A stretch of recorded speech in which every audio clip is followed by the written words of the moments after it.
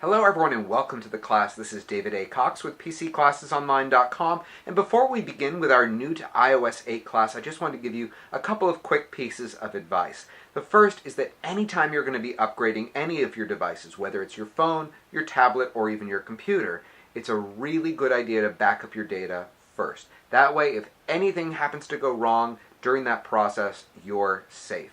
And the other thing I did want to recommend is that when upgrading to iOS 8, which is of course a free upgrade, it is really important that you be connected to broadband internet, meaning not DSL.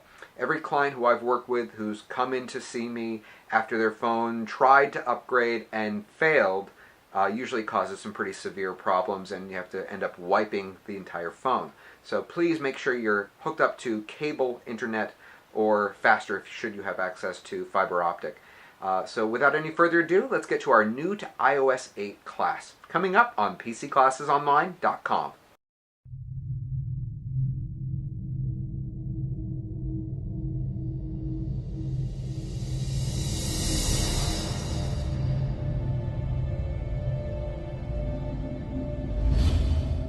Hello everyone and welcome to the class. Today we are talking about iOS 8.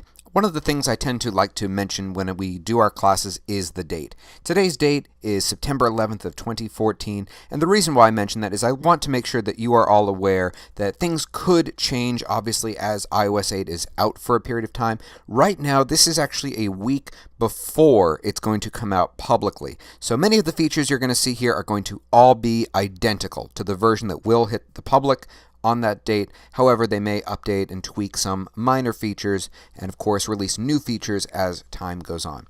Let's get started. Let's talk about the major changes that you're going to find in iOS 8. Like they have done in the past with several other versions of the operating system for the iPhone and iPad, a lot of what iOS 8 is about is refinement changes, just kind of tweaking and modifying little settings to just make it easier, a little bit more fun, and add, of course, a few new features. For starters, we're going to go right now into settings. I'm going to show you some of the new features you'll find here. Starting with, we're going to go here into where you'll see General Settings. And in General Settings, we're going to actually go into Siri. There's a new feature that you're going to find in Siri where if your phone is plugged in and receiving power, you can actually activate Siri without even touching your phone. You'll see it's the second option down here, and it's called Hey Siri. And you'll notice that when I did that, it activated Siri. So let's cancel out of that and just give it a shot. Right now, my phone is plugged, in fact, into my computer, so it's receiving power, and let's just give it a shot. Hey Siri, what's the weather going to be like tomorrow? Should be sunny tomorrow. You'll also notice that as you're speaking to Siri, it now shows you the text just like they do in dictation on the Mac. And that feature, by the way, is across the board. So when you're dictating a text message, it will show you the text as you are speaking. Next feature I'm going to show you, we're going to go back one screen here. We have handoff and suggested apps. This is a new feature I can't really show you tremendously because of the fact that the newest operating system for the Mac, the one that's about to come out, I do not have access to yet.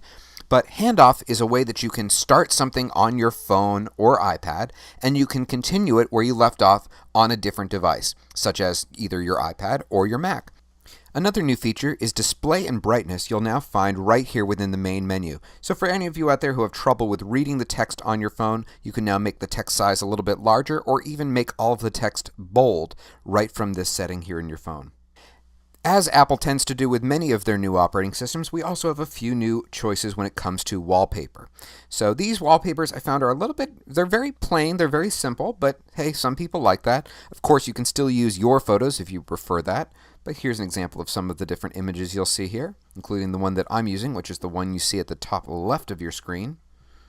Moving back, next feature that we're going to go over is iCloud. There's several new features here, and I can't show you all of them only because this is not publicly out just yet. But the first you'll see right there at the top, which is called Family Sharing. Family sharing is really what it says. It's built for families, for groups of people who need to share information, whether it's photos, appointments on a calendar. So let's say mom and dad are busy, the kids have their different sports practices, etc., and everyone needs to get on the same page. You can use family sharing to share one calendar so that everyone knows where each other is at any given time. Another feature of it is photo sharing. So if you go on a family vacation, each person can snap their own photos and they go all into one collective photo album. Another example is music, apps, things like that. All of these things you can share between multiple people. It charges one credit card for any purchases like music or apps, but then immediately everyone else in the family has access to them for no additional charge.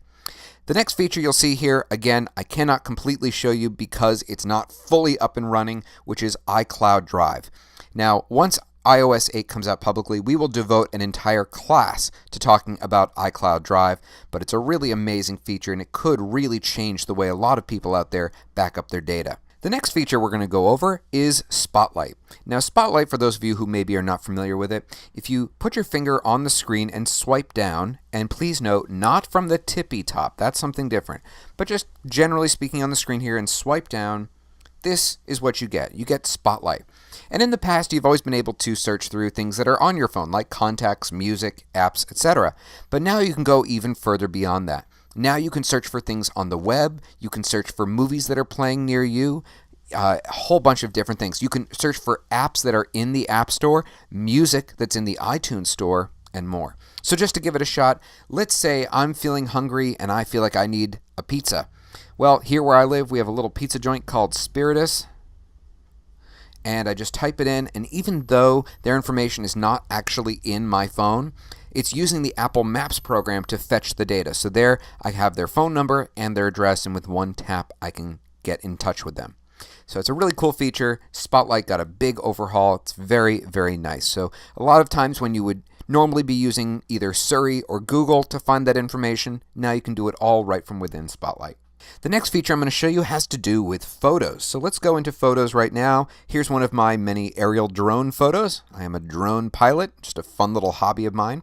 And let's go into edit this image. What I'm going to do is actually rotate my phone so you can all see this a little bit better. So here on the left-hand side, we have a new button here, and this is a general enhancement button, but it gives you the ability to change the lighting conditions, change the color, such as saturation, and also turn it black and white. And the black and white button is actually really cool because it goes so much further than just a one-stop shop. You can change the grays, the blacks, the whites. It's really, really cool. So with any of these features, you can tap on the word itself to get in to actually modify it, or this little arrow here to see what adjustments you've already made. So for example, with this image, let's say I want to bring out those blues a little bit more. I can tap here on color, and you'll see that I get a little slide bar on the side, and I can use my finger to scroll up and down, swipe up and down, sorry, and it will add saturation or lower it. You'll also notice there's a little gray dot there. That indicates the original photo. So if you really just want to add just a little pop of color, you can do that. We've got a little screen delay. There we go. And that's how you do that.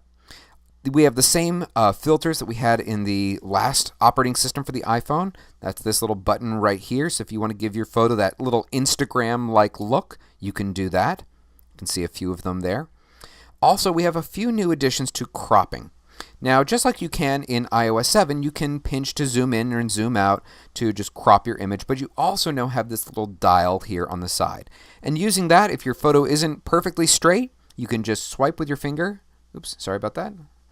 Swipe, and you can see you can actually rotate the image. And what I love about this, same thing we have actually on the Mac in iPhoto, it gives you a little grid, and I tend to like to use the horizon as my guide. I tend to do a lot of nature photos, so usually I can see the horizon. It's just a good good way to measure it and make sure that the photo is completely straight. And that's some of the features you'll find in Photos. Another feature is for those of you who are fans of selfies, you may have been aware that in the previous operating system, if you held down the shutter, it would take multiple photos. It'll now also do that when using the front-facing camera. Wanted to make sure that I mentioned that as well. Another feature, let's go into the camera right now. You're going to see my laptop sitting in front of me, okay, is a lot of people already know this, but if you tap on the screen, it'll tell the phone where to focus. Now, this might be a little bit tough for you to see, but there's a little sun icon next to that. If I move that, that might be a little bit easier. Oops. There we go. So when you do that, you can swipe with your finger up or down, and before you even take the photo, you can change the lighting conditions. So if it's a little too bright for you, you can just swipe down and adjust it accordingly. This is without ever having to edit it. This is pre-editing. The next feature, let's actually go, back into photo, is if you swipe to the left, we have, of course, video, we have slow-mo as we had before, but now we have a brand new time-lapse mode. We're going to show that off in a future video. So with this feature, you really just need to, is there a piece of popcorn on my computer? Gone. Oops. Now it's gone. Sorry, clearly I'm working very, very hard today. So with time-lapse mode, you can put your phone on a tripod. They do make tripods out there for the iPhone. And just hit record, and it will automatically take a photo. It will figure out how often to do it. And when you're done, you'll tap that little red button again, and it will turn it into time-lapse video. Very, very cool feature. Very excited to get to test that out very soon. The next feature I want to show you has to do with social sharing. So let's go into this photo once again, and we're going to hit the little share button that you see there at the bottom left corner of my phone. And this is actually left over from the last time I taught this class live, but for most of you, you would normally see this. They would have messages, mail, Twitter, Facebook, and Flickr. Well, what if you don't actually use some of those? Or what if you want to move the order? Now you can. See that little button that says More? You can just tap on that, and you can now actually tell it to turn off any of Twitter, Facebook, or Flickr. You can also use those little buttons you see here on the side to move the order. So if I really want to give Facebook top priority, I can move it to the number 1 position, and you'll see here when I hit Done, slight screen delay, there we go. It's now over here on the left. That's another new feature. Next thing we're going to go over is iMessages. Now, when you get in a message and you're just kind of on your phone, a lot of you are used to this, where it'll give you a little notification from the top. It'll kind of come down. You can now swipe down from that and respond to the text message. I can't really do that right now since I don't have any friends on standby to text me. But another feature is now group texting, and I actually have a little conversation here set up. Let's go in right here. So when you're doing a group text in the past, it would get kind of annoying, at least speaking from my own preference on that. But now you can go here into Details, which you see at the top right, and you can actually add or remove people at any point during this conversation. Very cool feature. Let's go back. Actually, I'm going to go into that other conversation here to show you the next feature. You'll see here that above the keyboard, we have a new predictive text feature. Now, some people are going to love this, especially those of you with clumsy thumbsies. Others of you might not. If you don't want it, I do want to show you how to turn the feature off. If you don't want it, all you have to do is press and hold on that middle button right there and swipe down, and it'll hide it. And then if you want to ever bring it back, just press and hold right here on this little bar and swipe up. Very simple. Another feature in text messaging, or rather iMessaging now, is you can send not just one, but multiple photos or video clips, whatever you like. Another feature that you'll notice is if you look at the bottom left corner of my keyboard, there's a little smiley face icon. So now, instead of having to hit, for example, colon and then close parentheses when you want to insert a smiley face, you actually have a button to add all those different emoji icons right here. And as you can see here, based on the dots that we see here, there are multiple pages of emoji, keeping the 16-year-old in you very, very busy. And finally, right here on the right-hand side, we have a new feature where you can insert a voice memo into a text message. So let's say here I want to harass my friend Chip. I can press on this and slide up. So right now you can see it's recording my voice, and Chip's about to find out that I'm using him once again in one of my live classes. And if I swipe up, it's going to send him that message. If I'm recording and I accidentally screw up, I can slide to the left to cancel it out. Just like that. We're probably going to get a text message from him saying, "Quit using me as your example." Next, we're going to go over Notification Sender. Now, this is when you swipe down from the top of your phone. Let's swipe down. You can see here my next thing to do is to teach a live class on, I don't know why I put iOS 7. It should be iOS 8. But anyways, you'll see, of course, just as you have in the past, your next event. And for many of you, I have it currently turned off on my phone. You'll see the weather. Minor change is that now that weather information is no longer coming from Yahoo, it's now coming from the Weather Channel. So maybe now it might even be accurate. Bum, bum, bum.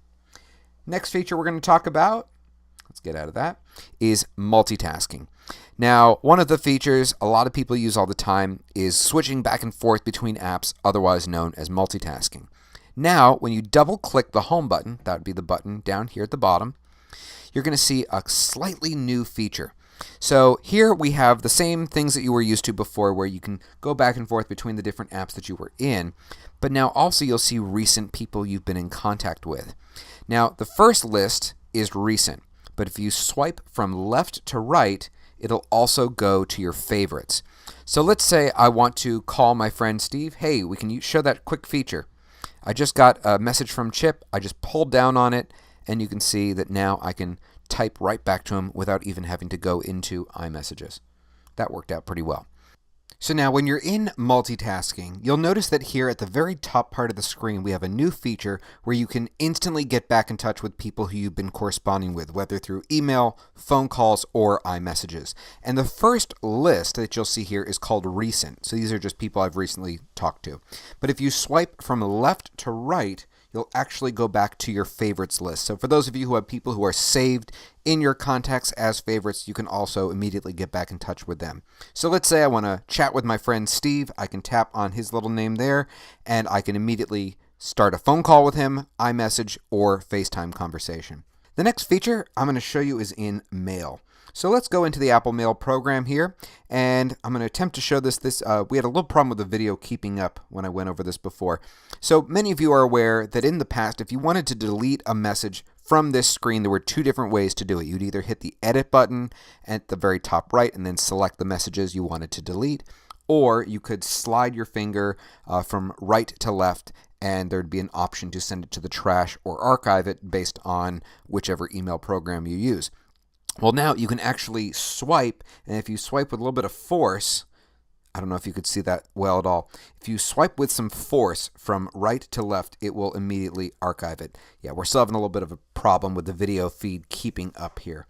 So let's see if I can do it really slowly, and you'll see that if you just keep going, it immediately archives it. Very simple. Cool feature there. And by the way, one little thing just to keep in mind is if you ever make a mistake while doing that, there is an undo button on the phone. Technically, it's not even a button. All you have to do is shake your phone. So let's say you have a ton of text that's selected and you hit delete, shake your phone, and you get a little button that'll pop up that says, do you want to undo the last action? Another feature I want to show you is in Safari. So sometimes when you go to a website, let's say I go to CNN, okay? Sometimes when you go to a website, it automatically loads the mobile version of a website, and not everyone out there really wants the mobile version. I know myself, I usually convert it back over to the desktop site, and in the past you had to scroll down to the very bottom of the website, and there was a little button usually that would say go to the desktop version. Now it's a little bit easier. Now you can just tap right here into the address bar, and when you do, just swipe down on this screen here, and you'll see that there's a button now to request the desktop site. So that'll convert it into the normal version that you would view on your laptop or desktop. Another feature worth mentioning, and actually we can go back into text messages, is that there are multiple keyboards that are going to be available. These are not available as of today's date, so unfortunately I cannot show you. But once again, when those features are available, we will of course do a class on many of them. Next feature we're going to talk about is the Health app. This is a brand new feature. For those of you out there who have a Fitbit or some sort of a pedometer that talks to your iPhone, those can now gather information inside Apple's own Health app. Now, because iOS 8 is still technically speaking in sort of a beta, even though this is technically the GM copy, I've noticed that my pedometer app is not yet communicating with this app, but it'll gather all of your information, your health data. You'll also notice that here at the bottom right corner, there's now a medical ID button. So you can put all of your important information like your medications, allergies, medical conditions rather, allergies, medications, whether or not you're an organ donor, and other information like your spouse, etc. So you can put that all in right there. Next feature, and I have it hidden right now in a folder that I where I put apps that I do not ever use. There's a new Tips app. So if you want to learn more about basically what I've just shown you, you can learn these little tricks here from within the app. I did find it a little strange that they put this in there and didn't give you a way to delete it, since it's the kind of feature that a lot of people are probably not going to ever use. So you can copy me and you can create a folder called Rarely Used, or as I call it on my iPad, crap that I don't use, and just bury that particular app. Next feature, it's worth mentioning, even though, once again, I cannot show it to you, is the fact that if you have an iPhone and an iPad, and even a Mac, you can now answer phone calls or even place phone calls from your iPad or your Mac. The feature to enable that is actually on those devices. I will let you know right now that if you have an iPad, you're going to go into Settings, and in Settings, go into FaceTime. I know it doesn't make sense that that would be where it would be located, but in FaceTime settings on your iPad, you'll find the option to accept phone calls from your iPhone. So if your phone's in the other room and it's ringing, but you have your iPad with you, you can use your iPad as a phone. Obviously, that means it's going to be in speakerphone mode, so if there's anyone else in the room, unless you're wearing headphones, they're going to hear your conversation. And the same will eventually be true on your Mac. Well, everyone, that about does it for our class on iOS 8. I hope you've enjoyed this today. For those of you out there who maybe have not heard of PCClassesOnline.com, we are a completely free public service. We have members currently in over 170 countries, and there are no hidden fees of any kind. I do this because I love teaching. This is my passion, and I love being able to share it with all of you. So I hope you'll check out our website, subscribe to our YouTube channel, and we'll hopefully see you at one of our future live classes. This is David A. Cox, and I hope you all have a wonderful day. Take care.